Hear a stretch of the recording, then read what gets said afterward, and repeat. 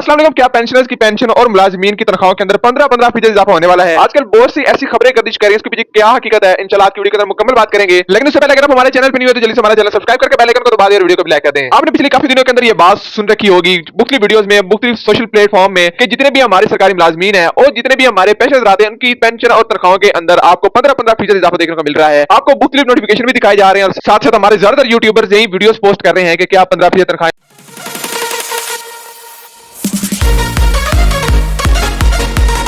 हर budget के अंदर हुकूमत ने एक ऑफिशियली एक तरीकेकार अपनाया था। वो तरीकेकार ये था कि जितनी महंगाई होगी उसी महंगाई के तहत आपकी पेंशन और आपकी तनख्वाहें बढ़ाई जाएंगी। जैसे ही बजट करीब आता है तो हुकूमत एक बात बोलने लग जाती है, पूरे मुल्क के अंदर नोटिफिकेशन आपको दिखाने लग जाती है, ऑफिशियली पोस्ट दिखाने लग जाती है। वो ये कि भाई महंगाई तो है नहीं, महंगाई तो खत्म हो चुकी है, महंगाई तो बहुत कम हो चुकी है। वो इसलिए करती है क्योंकि एक हुकूमत का क्राइटेरिया होता है, ऑफिशियली क्राइटेरिया है कि जब भी आपको तनख्वाहें या फिर हुकूमत को किसी भी आवाम के किसी भी शोबे के अंदर रिलीफ देना होता है तो वो रिलीफ तब देती है जब लगे कि भाई महंगाई बहुत ज्यादा है। मिसाल के तौर पर अगर पेट्रोल का रेट 300 रुपए है या फिर इससे ज्यादा है तो हुकूमत चाहेगी कि अवाम को रिलीफ दिया जाए, क्योंकि 300-400 रुपए पेट्रोल अवाम की जेब पे काफी ज्यादा भारी होता है, तो हुकूमत उसको रिलीफ देगी। लेकिन अगर हुकूमत ये शो करवा दे कि भाई जो पेट्रोल है वो तो जब हमने बजट पेश किया है तब था ही 200 रुपए, 300 रुपए तो था ही नहीं, तो हुकूमत वो बजट वाले एक आधे महीने के अंदर क्या करती है कि वो महंगाई की जो शरह से कम करके जो एक रिलीफ होता है वो रिलीफ नहीं देती अवाम को। और वो रिलीफ किस तरह दिया जाता है, पेंशन बढ़ा के या फिर तनख्वाहें बढ़ा के। तो कहने का मकसद ये कि हुकूमत एक टेम्परेरी सिचुएशन ऐसी बना के जिसके अंदर लगता है कि महंगाई काफी कम हो चुकी है, उसके अंदर जो है वो हुकूमत फैसला करती थी कि पेंशन में या फिर तनख्वाह में कम इजाफा किया जाएगा। लेकिन अब पिछले दिनों के अंदर जैसे कि आपको सुनने को मिला है कि हुकूमत ने कहा था कि भाई हम 2 सालों की अब एवरेज निकालेंगे और 2 सालों की अगर एवरेज निकाली तो जाहिर बात है कि पिछले साल भी और इस साल भी काफी महंगाई रही है। तो आपको देखने को मिल सकता है कि आपकी जो पेंशन और आपकी तनख्वाहें हैं वो तकरीबन 10% बढ़ जाए। लेकिन अब बात यह है कि इसके अंदर मैंने गुज़श्ता वीडियो के अंदर आपको बता दिया था कि जो हमारे मेडिकल अलाउंसेज हैं, चाहे वो हमारे पेंशनर्स को लेके हो जाए या फिर हमारे सरकारी मुलाजिमीन को लेके हो जाए, उनकी जो